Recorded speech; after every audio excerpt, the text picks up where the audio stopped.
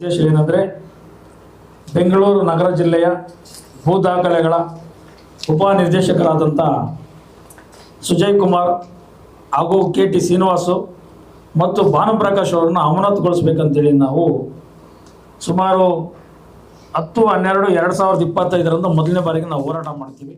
ಕಂದಾಯ, ಗೃಹ, ಗ್ರಾಮೀಣಾಭಿವೃದ್ಧಿ ಮತ್ತು ಪಂಚಾಯತ್ ರಾಜ್ ಇಲಾಖೆಗಳ ಅಧಿಕಾರಿಗಳು ದಲಿತ ವಿರೋಧಿ ನೀತಿಗಳನ್ನು ಅನುಸರಿಸುತ್ತಿದ್ದು ಸತತ ಅನ್ಯಾಯವೆಸಗುವುದನ್ನು ಕಾಯಕವಾಗಿಸಿಕೊಂಡಿದ್ದಾರೆ ಎಂದು ಜೈ ಭೀಮ್ ಅಖಿಲ ಭಾರತ ದಲಿತ ಕ್ರಿಯಾ ಸಮಿತಿಯ ಸಂಸ್ಥಾಪಕ ಹಾಗೂ ರಾಷ್ಟ್ರೀಯ ಅಧ್ಯಕ್ಷ ಬಿ.ಆರ್. ಮುನಿರಾಜು ಕಿಡಿಕಾರಿದರು.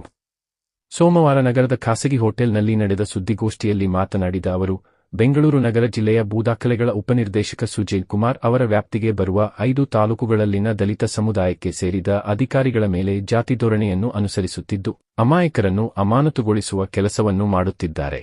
ಮಧ್ಯರಾತ್ರಿ ಕರೆ ಮಾಡಿ ಅವಾಚ್ಯ ಶಬ್ದಗಳಿಂದ ನಿಂದಿಸುವ, ಬೆದರಿಕೆ ಒಡ್ಡುತ್ತಿದ್ದಾರೆ. ತಾವೇ ಕಚೇರಿಯಲ್ಲಿ ಸರಿಯಾಗಿ ಇರದೆ ಈ ರೀತಿಯ ನಡವಳಿಕೆ ತೋರುತ್ತಿರುವುದನ್ನು ಉನ್ನತಾಧಿಕಾರಿಗಳು ಗಮನಿಸಿದೆ ಜಾಣ ಕುರುಡು ತೋರುತ್ತಿರುವುದು ಹಲವು ಅನುಮಾನಗಳಿಗೆ ಎಡೆ ಮಾಡಿಕೊಟ್ಟಿದೆ ಎಂದು ಅಸಮಾಧಾನ ವ್ಯಕ್ತಪಡಿಸಿದರು. ಬಂಡಿಕೊಡಿಗೆಹಳ್ಳಿ ಗ್ರಾಮದಲ್ಲಿ ದಲಿತರು ವಾಸಿಸುವ 2 ಬದಿಗಳಲ್ಲಿ ಕಿರಿದಾದ ರಸ್ತೆ ಇದ್ದು ಇಲ್ಲಿ BMRCL ಮತ್ತು ಗೇಲ್ ಗ್ಯಾಸ್ ಕಾಮಗಾರಿಗಳನ್ನು ಅನುಮತಿ ಪಡೆದ ಅಧಿಕೃತ ಗುತ್ತಿಗೆದಾರರಿಗೆ ನೀಡದೆ ಖಾಸಗಿ ವ್ಯಕ್ತಿಗಳಿಗೆ ನೀಡಲಾಗಿದ್ದು ಇವರುಗಳು ಗೂಂಡಾಗಳನ್ನು ಇಟ್ಟುಕೊಂಡು ಅಮಾಯಕ ದಲಿತರಿಗೆ ಬೆದರಿಕೆಗಳನ್ನು ಒಡ್ಡಿ ಪ್ರಾಣಬೆದರಿಕೆ ಹಾಕುತ್ತಿದ್ದಾರೆ. ಈ ವಿಚಾರವನ್ನು ಗೃಹ ಇಲಾಖೆಯ ಉನ್ನತಾಧಿಕಾರಿಗಳ ಗಮನಕ್ಕೆ ತಂದರೂ ಯಾವುದೇ ಕ್ರಮ ಕೈಗೊಂಡಿಲ್ಲ. ಪೊಲೀಸರು ಕೇವಲ ಸಬೂಬು ಹೇಳಿ ಕಳುಹಿಸುವ ಕೆಲಸವನ್ನು ಮಾತ್ರ ಮಾಡುತ್ತಿದ್ದಾರೆ ಎಂದು ದೂರಿದರು. ಇನ್ನು ಗ್ರಾಮೀಣಾಭಿವೃದ್ಧಿ ಮತ್ತು ಪಂಚಾಯತ್ ರಾಜ್ ಇಲಾಖೆಯ ಅಧಿಕಾರಿಗಳು ಬಂಡಿಕೊಡಿಗೆಹಳ್ಳಿ ಗ್ರಾಮ ಪಂಚಾಯಿತಿ ವ್ಯಾಪ್ತಿಯಲ್ಲಿ ಕೋಟ್ಯಾಂತರ ರುಗಳ ವ್ಯವಹಾರಗಳನ್ನು ಮಾಡಿ ಸಿಕ್ಕಿ ಹಾಕಿಕೊಂಡಿರುವ ಭ್ರಷ್ಟ ಸದಸ್ಯರನ್ನು ಅಮಾನತು ಮಾಡದೆ ಅವರ ಸದಸ್ಯತ್ವವನ್ನು ಮುಂದುವರೆಸಲಾಗಿದೆ. 2020ರಿಂದ 2025ರ ತನಕ ಪಂಚಾಯಿತಿಯಲ್ಲಿ ನಡೆದಿರುವ ಅವ್ಯವಹಾರಗಳ ಬಗ್ಗೆ ಸೂಕ್ತ ತನಿಖೆ ನಡೆಸಬೇಕು ಎಂದು ಒತ್ತಾಯಿಸಿದರು. ಈ ಎಲ್ಲಾ ಆರೋಪಗಳು ಹಾಗೂ ದೂರುಗಳ ವಿರುದ್ಧ ಸಿಬಿಐ, ಸಿಒಡಿ, ಲೋಕಾಯುಕ್ತ, ತೆರಿಗೆ ಇಲಾಖೆ ಮತ್ತು ಇನ್ನಿತರ ಇಲಾಖೆಯಿಂದ ತನಿಖೆಗೆ ಒತ್ತಾಯಿಸಿ ಆಗಸ್ಟ್ 10ರಂದು ಫ್ರೀಡಂ ಪಾರ್ಕ್ನಲ್ಲಿ ಬೃಹತ್ ತಮಟೆ ಚಳುವಳಿ ಹಮ್ಮಿಕೊಳ್ಳಲಾಗಿದೆ ಎಂದು ಬಿ.ಆರ್. ಮುನಿರಾಜು ಮಾಹಿತಿ ನೀಡಿದರು. ಎಲ್ಲರಿಗೂ ಜೈ ಭೀಮ್ ಬಂಧುಗಳೇ, ಇವತ್ತು ನಾವು 2 ವಿಚಾರಗಳ ಬಗ್ಗೆ ನಾವು ಪತ್ರಿಕಾಗೋಷ್ಠಿ ಹಮ್ಮಿಕೊಂಡಿದ್ದೀವಿ.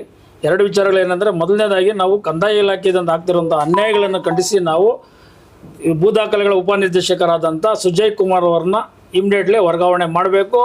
ಅವ್ರು ಏನೇನು ಅನ್ಯಾಯಗಳು ಮಾಡಿದ್ರೆ ಅದನ್ನು ಖಂಡಿಸಿ ಅವ್ರ ಮೇಲೆ FIR ಹಾಕಿ ಅವ್ರನ್ನ ಜೈಲು ಕಟ್ಟಬೇಕು ಅನ್ನೋದು ಮೊದಲನೇ ಒಂದು ವಿಚಾರ. ಆಮೇಲೆ KT ಶ್ರೀನಿವಾಸು ಮತ್ತು ಆಮೇಲೆ ಭಾನುಪ್ರಕಾಶ್ ಅನ್ನೋರು ಇವ್ರಿಗೆ ಬಂದು ಯಾರಿಗೆ ನಮ್ಮ ಸುಜಯ್ ಕುಮಾರ್ ಅವರಿಗೆ ಬೆಂಬಲ ಕೊಟ್ಕೊಂಡು ಇಡೀ ಹಳೆ ಕೆಲಸಗಳು ಏನೇನಿದೆ ಅಂತೇಳಿ ಅವ್ರು ಬೆಂಬಲ ಕೊಟ್ಕೊಂಡು ಕೋಟ್ಯಾಂತರ ರೂಪಾಯಿ ಲೂಟಿ ಮಾಡ್ತಾಯಿದ್ರು ಎಲ್ಲ ಕಡೆ. ವ್ಯವಸ್ಥಿತವಾಗಿ ಅದು ನಿಲ್ಲಬೇಕು. ಆಮೇಲೆ ನಂತರ ಬಂದುಬಿಟ್ಟು ನಮ್ಮ ಒಂದು ಈ ವಿಚಾರದಲ್ಲಿ ಶಿಕ್ಷಣ ಇಲಾಖೆ ತೊಗೊಂಡ್ರೆ ಕಿಶೋರ್ ಅನ್ನೋ ಒಬ್ಬ ಪಾಸ್ಟರ್ ಆಗಿ ವ್ಯವಸ್ಥಕರ ಬಗ್ಗೆ ಸೆಂಟ್ ಜೇಮ್ಸ್ ಸ್ಕೂಲಲ್ಲಿ ಒಂದು ಅವ್ಯವಹಾರಗಳು ಮಾಡಿಕೊಂಡು ಆಮೇಲೆ ಕಾನೂನು ಚೌಕಟ್ಟಲ್ಲಿ ಹೆಣ್ಮಕ್ಳನ್ನೆಲ್ಲ ವರ್ಗಾವಣೆ ಮಾಡೋದು, ಶಿಕ್ಷಕರಿಗೆಲ್ಲ ಕಿರುಕುಳ ಕೊಡೋದು, ಅವ್ರನ್ನ ಜಾತಿ ನಿಂದನೆ ಮಾಡೋದು. ಈ ವಿಚಾರದಲ್ಲಿ ಅಮೃತಹಳ್ಳಿ ಪೊಲಿಟಿಷಿಯನ್ ಕಂಪ್ಲೇಂಟ್ ಕೊಟ್ಟಿದ್ದು ಇದುವರೆಗೂ ಅವ್ರ ಬಗ್ಗೆ ಗಮನ ಹರಿಸಿಲ್ಲ.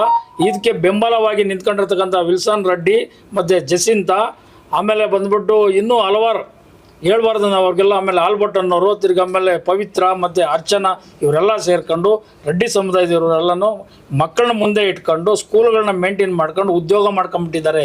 ಸುಮಾರು ಇದು ಅನ್ಯಾಯ ಮಾಡ್ತಾರೆ. ಈ ವಿಚಾರನ ಅವ್ರು ಬಿಷಪ್ ಅನ್ನೋರು ಯಾರು ಸೀನಿಯರ್ ಇರ್ತಾರೆ ಅವ್ರ ವಿಚಾರಗಳಿಗೆ ಗೊತ್ತಾಗಲ್ಲ. ಎಲ್ಲೋ ಒಂದು ಸ್ಕೂಲ್ ಚೆನ್ನಾಗಿ ನಡ್ಸ್ಕೊಂಡು ಹೋಗ್ತಾರೆ ಅಂತೇಳಿ ಅವ್ರಿಗೆಲ್ಲ ಮರಳು ಮಾಡ್ತಾ ಇದ್ದಾರೆ. ದಯವಿಟ್ಟು ಆ ಸ್ಕೂಲನ್ನು ಕ್ಲೋಸ್ ಮಾಡಿಸ್ಬೇಕು. ಆಮೇಲೆ ಈ ಒಂದು ಚರ್ಚ್ಗಳಿಗೆ ಮತ್ತು ಆಮೇಲೆ ಒಂದು ಯಾವ ಕ್ರಿಶ್ಚಿಯನ್ ಸ್ಕೂಲ್ಗಳಿಗೆ ಸರ್ಕಾರದಿಂದ ಅನುಮತಿ ಕೊಟ್ಟಿರ್ತಾರೋ ಆ ದಾಖಲಾತಿಗಳನ್ನ ಪರಿಶೀಲನೆ ಮಾಡಿ ವ್ಯವಸ್ಥಿತ ನಡೀತಾವ್ರಲ್ಲ ಅಂತ ಗೊತ್ತಾಗಬೇಕು.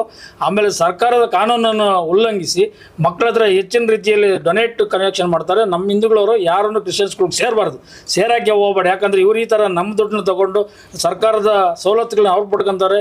ಆಮೇಲೆ ಅವ್ರಿಗೆ ಯಾವುದೇ ಕಾರಣಕ್ಕೂ ಈ ಮತಂದ ಹೊಂದಿರೋರಿಗೆ ಬಾಲಕೃಷ್ಣ ಆಯೋಗ ಅಂತೇಳಿ ಸುಪ್ರೀಂ ಕೋರ್ಟಲ್ಲಿ ಒಳ್ಳೆ ಜಡ್ಜ್ಮೆಂಟ್ ಕೊಡ್ತಾರೆ. ಆ ಜಡ್ಜ್ಮೆಂಟ್ ಅಡಿಯಲ್ಲೇ ನಡಿಬೇಕಂತ ಹೇಳ್ತಾ ಈ ಪತ್ರಿಕಾಗೋಷ್ಠಿ ಮುಖಾಂತರ ನಾವು ಹೇಳಿಕೆಗಳನ್ನು